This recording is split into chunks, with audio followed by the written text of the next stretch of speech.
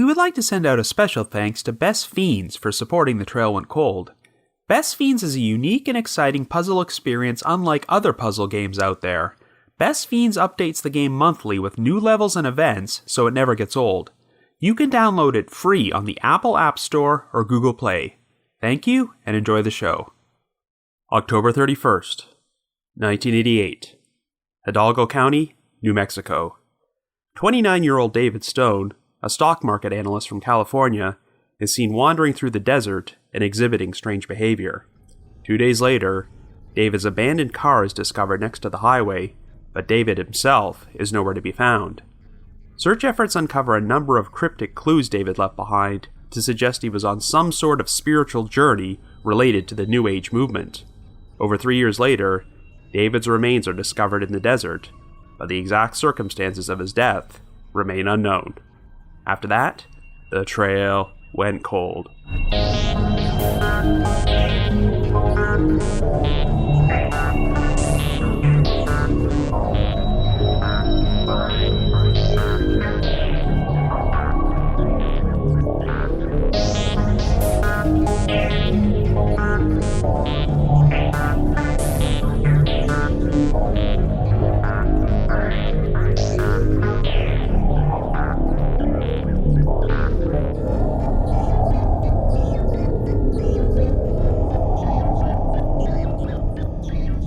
Hello everyone, and welcome to this year's first Halloween-themed episode of The Trail Went Cold.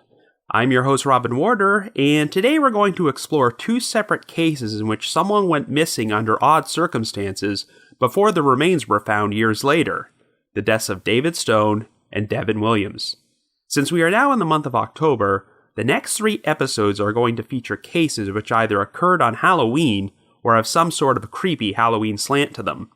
The reason I've decided to cover David Stone's story is because he happened to go missing on October the 31st, 1988. The case would be featured on an episode of Unsolved Mysteries, which aired exactly 2 years later, the only time the show ever ran an episode on Halloween. Since there isn't a ton of material to talk about with David's case, I've decided to combine his story with the 1995 disappearance and subsequent death of a truck driver named Devin Williams. Both of these cases involve 29-year-old men and took place in the southwestern United States within approximately 200 miles of each other, and they have a number of similarities. Each victim hailed from out of state and traveled from California to a remote location they had no reason to be at. They were last seen exhibiting bizarre, erratic behavior before they vanished, and while their skeletal remains would be discovered years later, no one could determine the exact cause of death or what prompted the victims to wind up in these situations to begin with. It's possible that they both suffered some sort of mental breakdown and wound up dying from exposure, but the circumstances of these cases are so strange that they deserve exploration. I will start off by covering David's case before I move on to Devin's story, and then I will provide my theories and analysis. However, before we get started, just a quick reminder that The Trail Went Cold is a weekly podcast, which is currently available for download on several platforms, including iTunes, Stitcher, Google Play Music, and Spotify. So if you like this podcast, be sure to subscribe to it, and please leave us a rating or review on any of those sites to help spread the word and garner us more exposure. The Trail Went Cold is on Patreon, so if you would like to learn how to support the show, please visit our page at patreon.com/thetrailwentcold.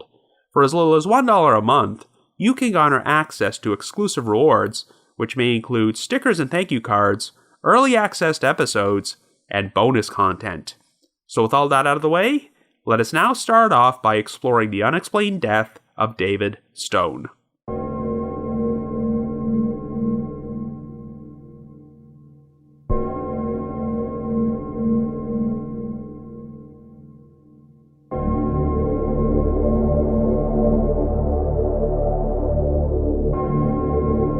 Our first story begins in 1988, and our first central figure is 29-year-old David Stone, who originally hails from El Paso, Texas.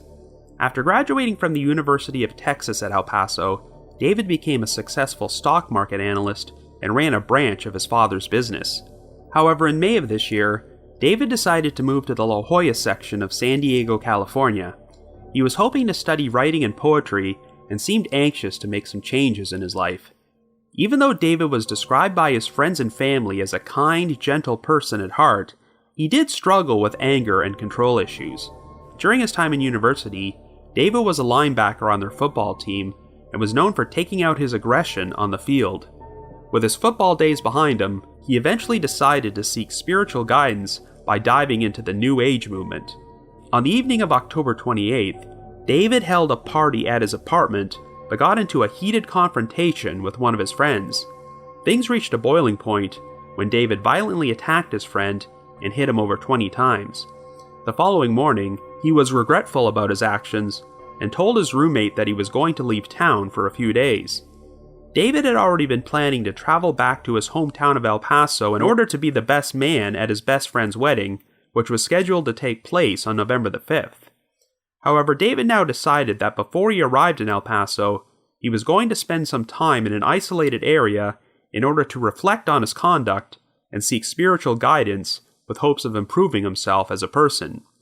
After leaving San Diego, David traveled to the town of Eloy, Arizona, where he checked into a motel and presumably slept for a few hours before he checked out later that evening and traveled 50 miles to Tucson. ATM records would show that he withdrew $200 in Tucson at 10:22 p.m., and he would also purchase gas there at 4:03 a.m. on the morning of October 30th.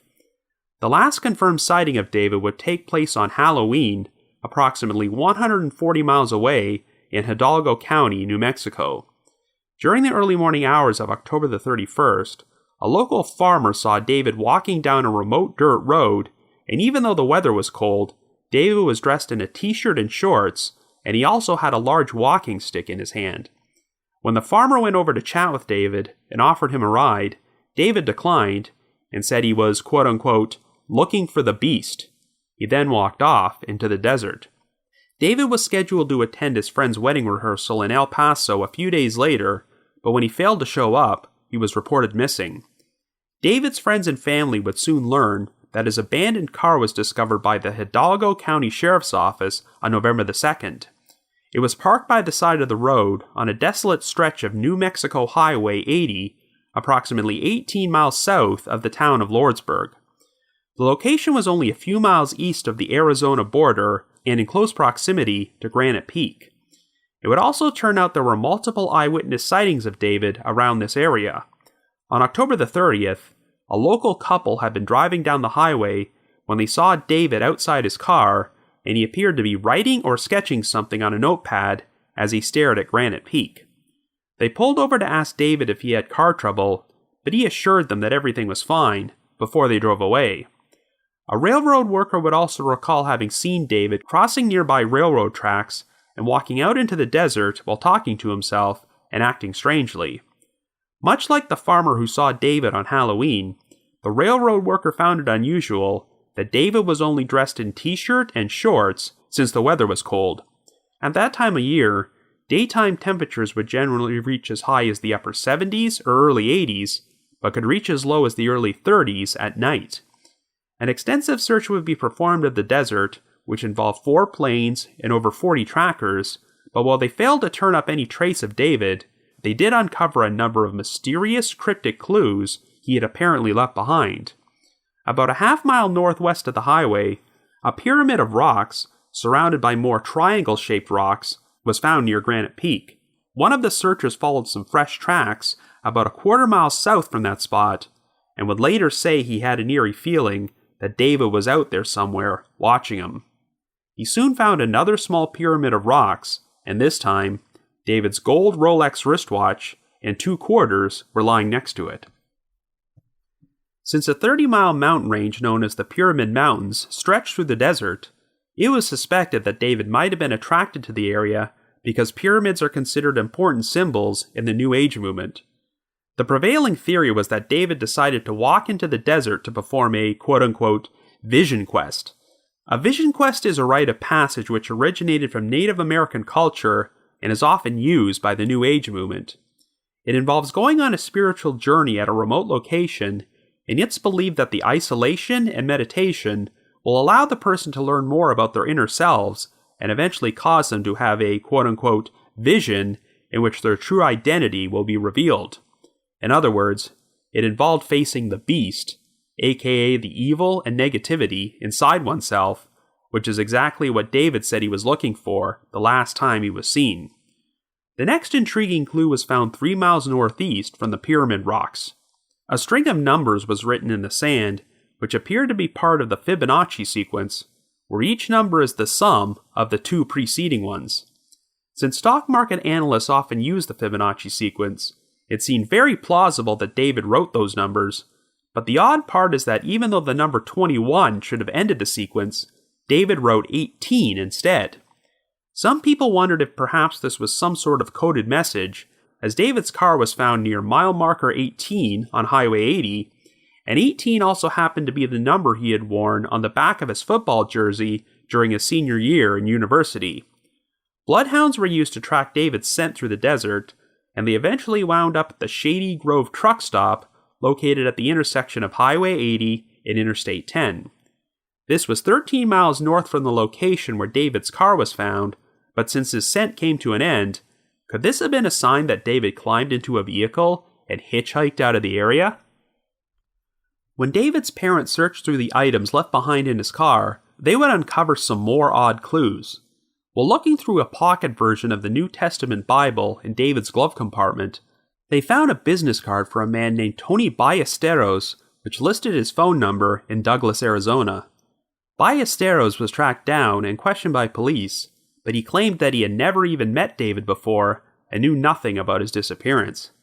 Ballesteros claimed that in late October, he had gone deer hunting in a remote area of Arizona, located approximately 30 to 40 miles southwest from where David's car was abandoned.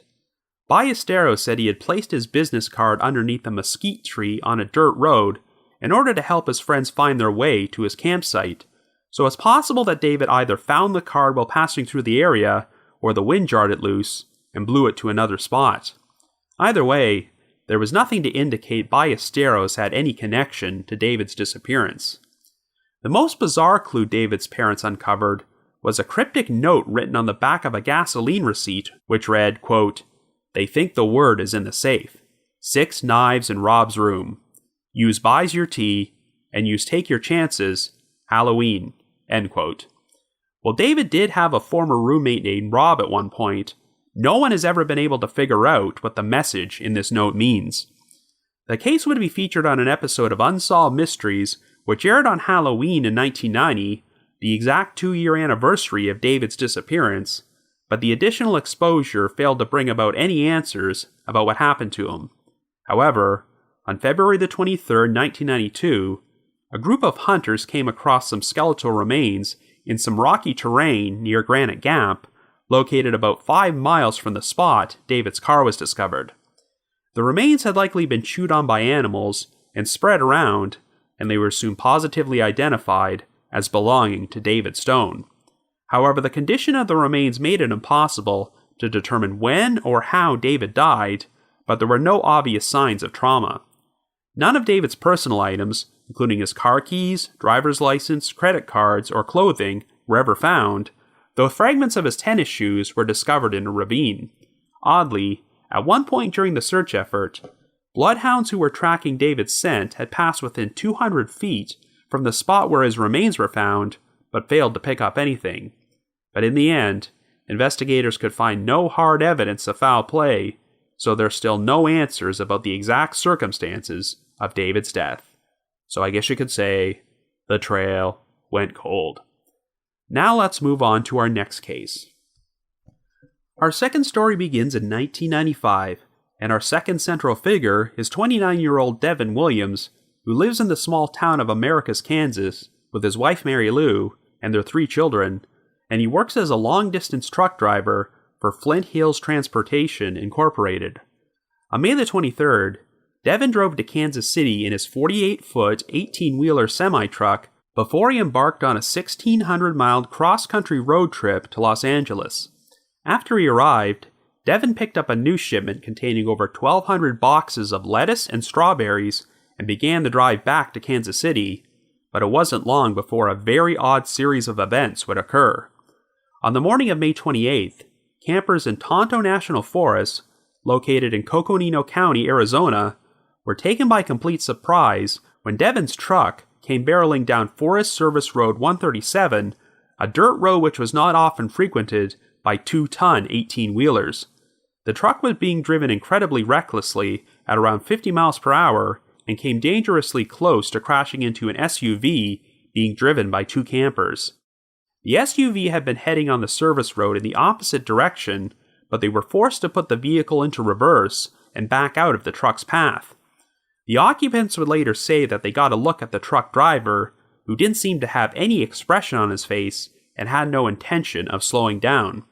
The truck eventually came to a stop in a forest meadow off the service road in the Buck Springs camping area. A car of picnickers would drive by and witness Devin climb out of the truck. He was exhibiting bizarre behavior and rambling incoherently, saying stuff like, "They made me do it, I'm going to jail." The Coconino County Sheriff's Department were notified about what was happening, but by the time a deputy arrived at the scene to check the truck, Devin was gone. While the truck had gotten stuck in some mud, there didn't seem to be anything wrong with it. The entire cargo of lettuce and strawberries was still intact, and the refrigeration unit was still running. Many of Devin's personal items were left behind in the truck's cab, including his briefcase, an ice chest, a sleeping bag, a police scanner, and his favorite hat, but Devin's duffel bag and his collection of audio tapes were missing. At around 4 p.m. the following day, a couple was driving through the forest on Service Road 321 when they came across Devin. This was about a mile and a half away from the spot where the truck was abandoned, and once again, Devin appeared to be acting strangely and mumbling incoherently. The couple said that Devin was barefoot and appeared to be hitting a $20 bill with a rock, and when they asked if he needed help, Devin replied, quote, "I gotta light the grill." Devin then threw a rock in the direction of the couple's car, which prompted them to drive away, but this turned out to be the last time Devin was seen alive. When he failed to arrive in Kansas City as scheduled with his shipment, Devin was reported missing, and it wasn't long before witnesses identified him as the man seen driving the truck. A search of the forest turned up no trace of Devin, so investigators attempted to track his movements after he picked up his cargo in Los Angeles. He drove over 300 miles to Kingman, Arizona, where he phoned his trucking company headquarters and checked in on the evening of May 27th. While Devin did complain about being unable to sleep, he said he was still determined to get back on the road and make it back home as quickly as possible. His route would have involved traveling east on Interstate 40, but for unknown reasons, after driving around 200 miles, Devin apparently got off the interstate near the town of Winslow. He subsequently drove 40 miles south down Arizona Highway 87, which would have taken him to the Blue Ridge Ranger Station, where he subsequently turned onto Forest Service Road 137. After driving another 20 miles, Devin turned onto a small path and wound up getting his truck stuck in the mud. Since Devin was known for being a very dependable employee and family man, no one could come up with an explanation for his actions. Since he had recently bought a house, and his wife said they were currently experiencing the happiest time of their lives, there didn't seem to be any reason for him to disappear voluntarily. Devin had no known history of mental illness, and while drug use was looked at as a possible theory for his bizarre behavior, he was regularly drug tested by his employer, and the results always came back clean. 14 months after the case was featured on an episode of Unsolved Mysteries, there would finally be a partial resolution in May of 1997, when hikers discovered a human skull near the bottom of a steep cliff. The location was about a half-mile from the spot where Devin was last seen, and dental records soon positively identified the skull as belonging to him. There was no trauma found on the skull, and since the rest of Devin's remains were never found, authorities suspected that they had been spread around by coyotes and other wild animals. While no direct evidence of foul play could be found, the exact circumstances of how Devin died, or why he wound up in Tonto National Forest to begin with, remain unknown. So I guess you could say, the trail went cold.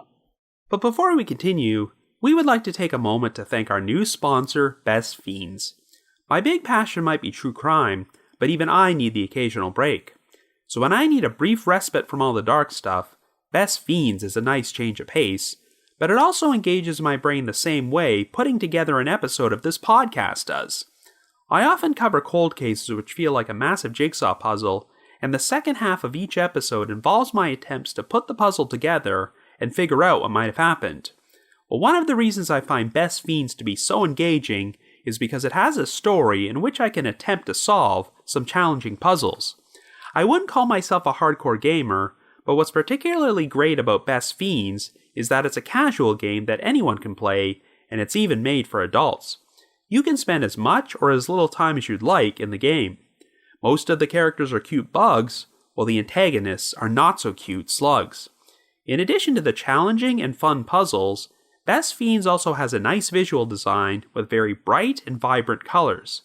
The game is a very handy companion when I have to take the bus and the train to commute to my day job, and thus far, I've managed to make it through nearly 20 levels. If any of you listening are Best Fiends fans, feel free to share your own progress in the game with me on social media.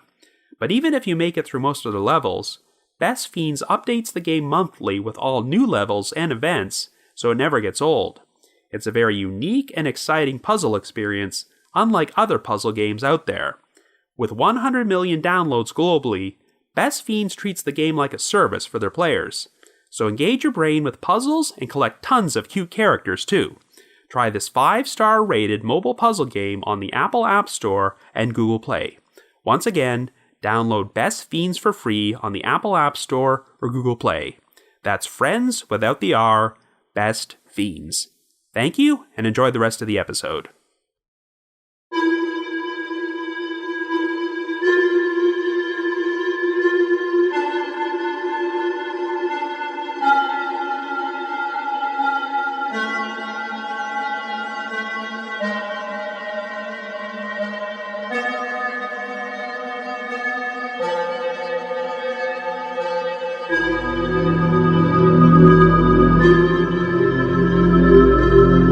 So Unsolved Mysteries had more than its fair share of stories about someone who displayed erratic behavior shortly before they went missing in a remote area. In many of these cases, the initial search efforts failed to find the victim until someone just happened to stumble across their remains years after the fact. In fact, the very first case to be featured on the very first episode of Unsolved Mysteries, which also got covered by The Trail Went Cold incidentally, completely fits this criteria.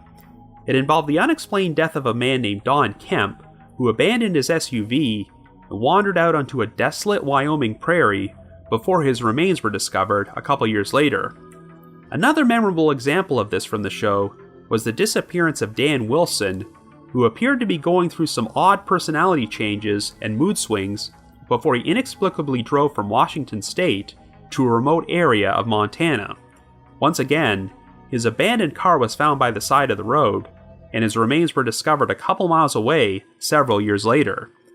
But in this particular case, there was actually a logical explanation for what happened, as it turned out Dan's car had a carbon monoxide leak, which may have been the source of his erratic behavior and influenced his decision to drive to a remote location and wander away from his vehicle before he succumbed to exposure. This could also provide a potential explanation for what happened to David Stone and Devin Williams, but I see no indication that carbon monoxide leaks were found in their respective vehicles. I'll state right up front that I doubt either of these men were victims of foul play, and it's far more likely that they died of exposure. But even so, the circumstances of how they wound up in these situations in the first place are incredibly bizarre, and there are still a number of unanswered questions. In David's case, you can at least come up with a reason why he might have decided to go exploring in the New Mexico desert, but in Devin's case, there is zero explanation for why he drove an 18-wheeler into Tonto National Forest. So let's explore David's story first. I mentioned earlier that Unsolved Mysteries released their segment about the case on October the 31st, 1990, the 2-year anniversary of David's disappearance. This is the only time they ever aired an episode on Halloween, and for this reason, the rest of the show mainly focused on paranormal stories, including the Gray Man ghost at Polly's Island, as well as a segment about an alleged psychic named Katie, who supposedly had the ability to sweat gold foil from her skin pores and provided some of the dumbest material Unsolved Mysteries has ever produced. Of course, given that this was a Halloween episode, the show probably exaggerated certain elements of David Stone's story in order to make it seem more spooky and mysterious than it really was, but at the time it originally aired, David was technically still a missing person, so he definitely merited the attention. It's interesting how David's friends and family said there were pretty much two sides to him, as he was apparently a very kind, gentle person most of the time, who was prone to bouts of anger. The incident where he beat up a friend of his at a party seems to have been the inspiration for David's quote-unquote spiritual journey. He was always planning to travel to El Paso in order to attend his best friend's wedding, but this incident prompted him to leave a few days early in order to conduct some self-reflection, which is how he wound up going on a vision quest through the New Mexico desert. It's actually surprising that the Unsolved Mysteries segment never mentioned the wedding, or that David even hailed from El Paso, because watching it, you get the impression that he always lived in California, and that this vision quest was the entire purpose of him leaving town. I had no idea that David had just moved to California only 5 months before all of this took place. Even though he seemed to have a successful career as a stock market analyst, it's clear that he wanted a change in his life, and I'm sure that his fascination with the New Age movement inspired this. The main reason David got angry with his friend at the party was because this guy was egging him on all night by talking about Satanism, which offended David because of his New Age beliefs. It's actually surprising that Unsolved Mysteries didn't mention that detail either, since they never turned down the opportunity to incorporate Satanism into their stories. The breaking point which prompted David to snap and finally attack this guy was when he started playing hockey with a golf ball. Now, during online discussions of this case, I've seen people bring up a very interesting theory to explain David's behavior, which no one would have even considered until the past decade or so. During his Unsolved Mysteries interview, David's father mentioned that he loved taking out his anger during his time playing football at the University of Texas at El Paso, and even described him as a quote-unquote proverbial commando on the field. If David was that aggressive during his football days, could it be possible that he was starting to suffer from undiagnosed chronic traumatic encephalopathy, aka CTE? As you might know, CTE is a neurodegenerative brain disease caused by repeated head injuries. Over the past several years, there have been numerous documented cases of pro athletes, most especially football players, who displayed erratic, violent behavior prior to committing suicide, and a post-mortem examination of their brains would reveal that they were suffering from CTE. Of course, back in 1988, no one knew what CTE was, but the incident at the party really does sound like David was displaying the symptoms of someone who may have been suffering from it. Of course, I'm not going to go so far as to say that CTE caused David to go wandering off into the desert, but it does add an interesting wrinkle to this story, which people wouldn't have considered at that time. But let's follow David's movements after he left his apartment in La Jolla on October the 29th.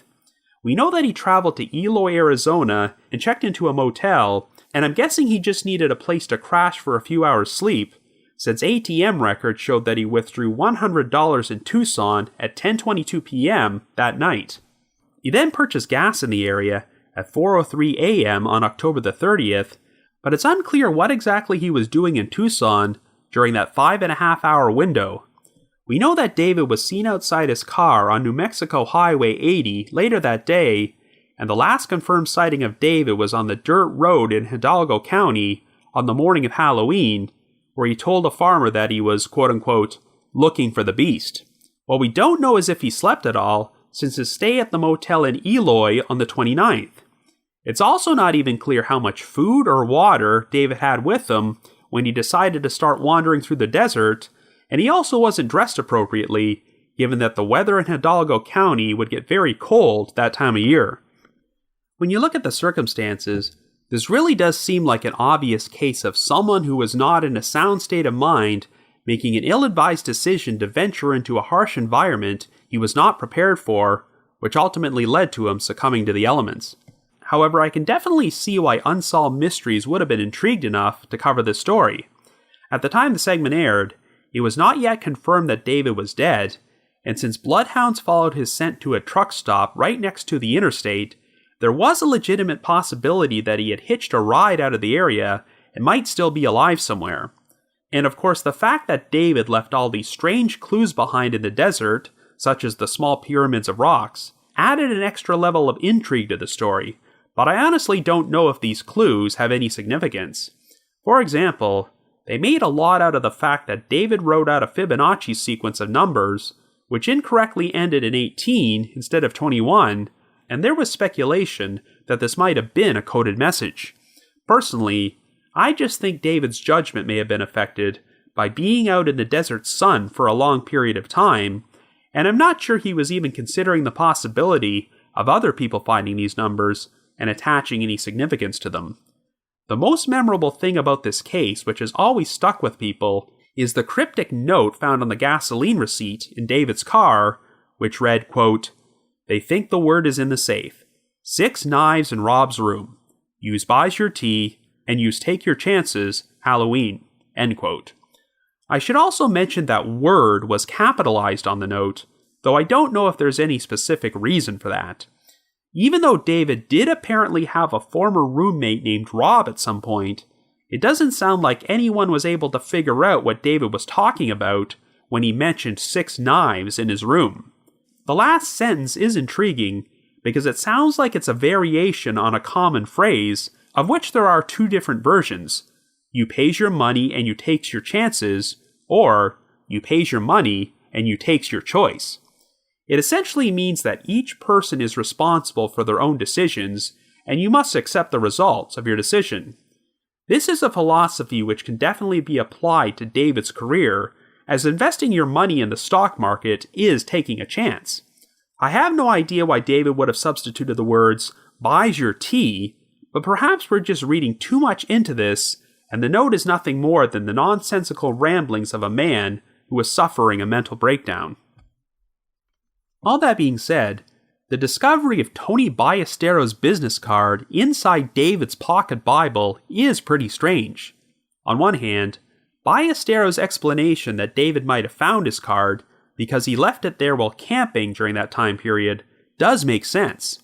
On the other hand, when the Albuquerque Journal published an article about this case in April of 1992, they included a map of all the locations, and the spot where Ballesteros left his business card is a long way south from the area where David perished, so I seriously doubt he would have wandered that far.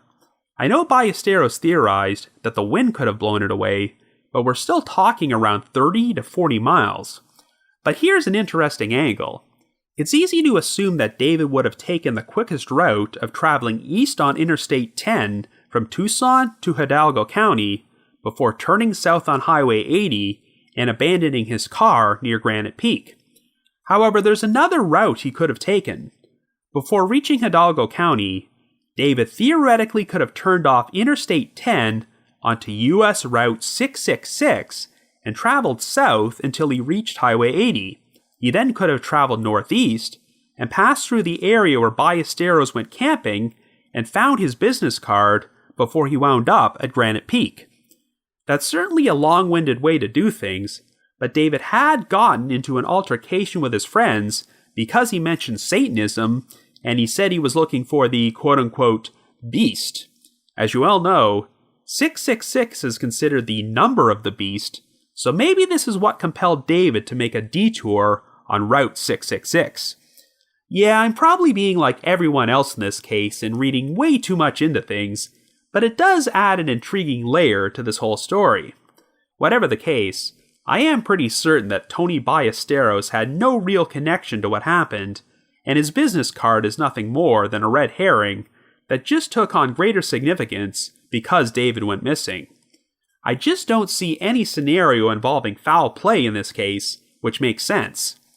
While the bloodhounds did track David's scent to a truck stop, I have a hard time imagining him being able to walk a full 13 miles in those conditions, and it's even less likely that he would have been picked up by someone who murdered him and then returned his remains to the same desert area he went missing from.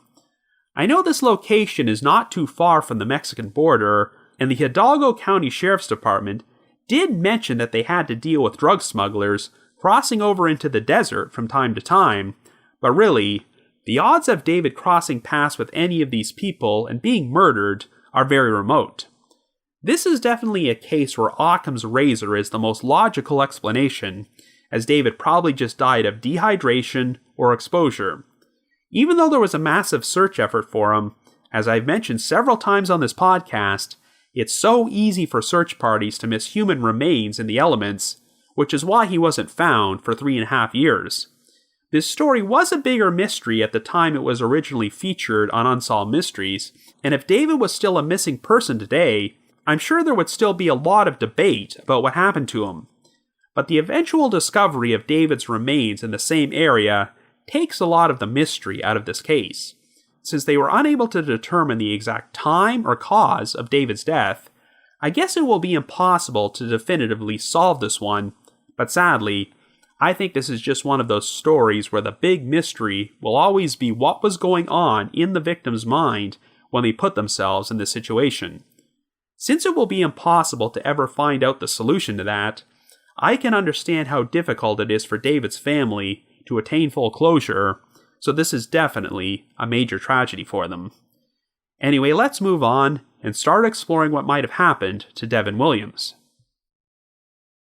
On the surface, this is a bigger puzzler than the David Stone case. At least with David, his interest in the New Age movement and the whole Vision Quest theory did provide an explanation for why he would have felt compelled to go wandering off into the New Mexico desert. But Devin Williams, he had zero reasons to drive his truck to Tonto National Forest. By all accounts, Devin was just an ordinary, dependable, working-class family man who never caused any issues at his job until something just went completely wrong during what was supposed to be a routine cross-country delivery. If there were any warning signs that something was wrong with him, he certainly hid it well. Believe it or not, during the 2-year period Devin was missing, the possibility of him being abducted by aliens entered the equation. In August of 1996, an article about the case was published in the Arizona Republic, which genuinely explored the UFO angle. I think this largely stemmed from the fact that Tonto National Forest borders Apache Sitgreaves National Forest, the site of the infamous incident where Travis Walton claimed he was abducted by aliens in 1975. In the article, Charlie Green, a member of an organization called the Mutual UFO Network, discussed the similarities between the Travis Walton incident and Devin's disappearance, and yes, ladies and gentlemen, the following quote actually ran in several newspapers. Quote, "He's the right age. This all has to do with pure old semen. They take the semen from the males and the ovaries from females and mix it with alien juice to make a half-breed. But I still don't understand why he wasn't brought back." End quote. Well, I guess that about closes the books on this case. Thanks for joining us. We'll see you next week. Okay. In all seriousness, we're now going to explore all the other potential explanations which don't involve alien abductions and harvesting semen. When Devin's skull was found in the forest, less than a year after that article was published, I don't think it was because the aliens brought him back. Much like David Stone, I think his remains were missed during the original search efforts, and wild animals probably spread them around, which is why nothing else but the skull was recovered. Devin probably either died from exposure, or, since his skull was found near the bottom of a cliff, perhaps he was the victim of an accidental fall. But of course, the big mystery which still remains is how did Devin wind up at this location to begin with? Well, since Devin was a long-haul truck driver, there are a number of explanations which could account for this. As far as anyone can tell, everything seemed normal with him when he picked up his cargo in Los Angeles and started his cross-country trip back to Kansas City. The last communication from Devin was when he checked into headquarters from Kingman, Arizona on May the 27th, but he did complain that he wasn't getting any sleep. Nevertheless, he said he was determined to get back on the road, and you can kind of understand why. At this point, he still had over 19 hours of driving left to get back home, and May the 29th happened to be Memorial Day, so I'm sure Devin wanted to spend it with his wife and children, even if it meant he had to forego sleep. During the Unsolved Mysteries segment, one investigator commented that the only time Devin was known to be irritated on the job was when he had to wait a long period of time for a shipment he was picking up because he wanted to get home to his family. When you look at the geography, Devin's route should have involved him traveling east on Interstate 40 through Arizona before he turned off onto another route in either New Mexico or Oklahoma to travel northeast towards Kansas City. But it seems like after he left Kingman, Devin traveled about 200 miles east to the town of Winslow before he got off the interstate and started traveling south until he wound up in Tonto National Forest about 60 miles away. The last witnesses who saw Devin described him as behaving erratically and claimed that while he was behind the wheel of the truck, he appeared to have a blank look on his face as if he had no regard for the safety of himself or anyone else in the forest. Of course, the first theory everyone jumped on was that Devin was on drugs, but his family denied that he ever used them, and he was regularly drug tested at his job and came up clean. But just because Devin never tested positive for drugs in the past does not necessarily mean he couldn't have decided to take something shortly before the incident, which caused him to spiral out of control. However, a far more logical explanation for his behavior might be sleep deprivation. Like I just mentioned, Devin was complaining about being unable to sleep during his final phone call from Kingman the night before, and it's unclear if he did get any sleep before he wound up in the forest. Sleep deprivation and fatigue have always been a major issue in the trucking industry, as drivers are sometimes put on tight schedules to deliver their loads and do not take the appropriate amount of time to rest. And even if Devin wasn't facing pressure to deliver his shipment, he may have been pressuring himself to be home in time to spend Memorial Day with his family. Sleep deprivation can cause a person to become completely disoriented, and this very well could have led to Devin going off course and barreling his truck down a Forest Service road which was not equipped to handle an 18-wheeler. After he got his truck stuck in the mud, witnesses reported him seen climbing out while saying stuff like, "They made me do it, and I'm going to jail." In his disoriented state, Devin may have thought he was going to face serious consequences for this, which is what compelled him to abandon the truck and take off into the forest. We know that Devin survived in the elements for at least 24 hours, since a couple saw him the following day, but since he was attempting to light a non-existent grill, it was apparent that he was in a bad state of mind and had no idea where he was. As far as anyone can tell, Devin did not have any history of mental illness or medical issues which could have caused this behavior, but what if he had some undiagnosed medical issue he did not even know about? Well, there are a number of discussion threads about this case on the Unsolved Mysteries message board at the Sitcoms Online forum I'm always talking about, and one of the most interesting theories I've read there is that Devin was suffering from severe hypoglycemia, aka low blood sugar, and went into diabetic shock. In fact, one of the posters in those threads, named Kane7474, shared a very interesting story about a friend of his who was a truck driver.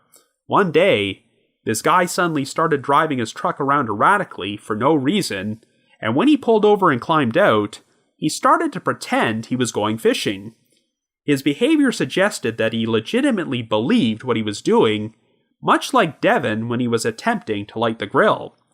It turned out he was acting this way because he was a diabetic whose blood sugar had gotten too low, but once he ate a candy bar, he started acting normally again and had no memory whatsoever of his erratic behavior. Whenever someone suffers from low blood sugar, they can lapse into a diabetic coma if they are not treated, but given that Devin was out there by himself in a remote area and may not have even been aware of what was happening to him, I can see the situation taking place. Now, there's no indication that Devin was ever diagnosed as having diabetes, but I could see him getting it. He was overweight, and working as a long-haul truck driver does not lend oneself to having an active, healthy lifestyle. But most importantly, one potential cause of diabetes is sleep deprivation, as it inhibits the body's ability to produce insulin. So if Devin had been living an unhealthy, sleep-deprived lifestyle for a while, he could have developed diabetes without even realizing it. Unfortunately, since all that was ever found of Devin was his skull, it will be impossible to ever determine if any health problems contributed to his death. However, the one thing I'm pretty certain of is that Devin Williams was not abducted by UFOs, nor was he a victim of foul play. He likely just suffered some sort of episode which caused him to have a breakdown and wander off into the woods before he passed away. But much like with David Stone, you have to feel terrible for Devin's family, because there really is no way to conclusively determine what happened to him, so they will always be left with unanswered questions. So even though both cases are pretty creepy on the surface, and have a number of inexplicable details, they are pretty much senseless tragedies more than anything else. All that being said, if you happen to have any information on either of these cases to suggest that foul play might have been involved, please contact the appropriate authorities. But if you just have your own thoughts about what happened, feel free to leave me a comment or send me an email to robin.warder@icloud.com. That's robin.warder@icloud.com. Another reminder that The Trail Went Cold is on Patreon, so please visit patreon.com/thetrailwentcold to learn how you can support our podcast and become eligible for some pretty neat rewards.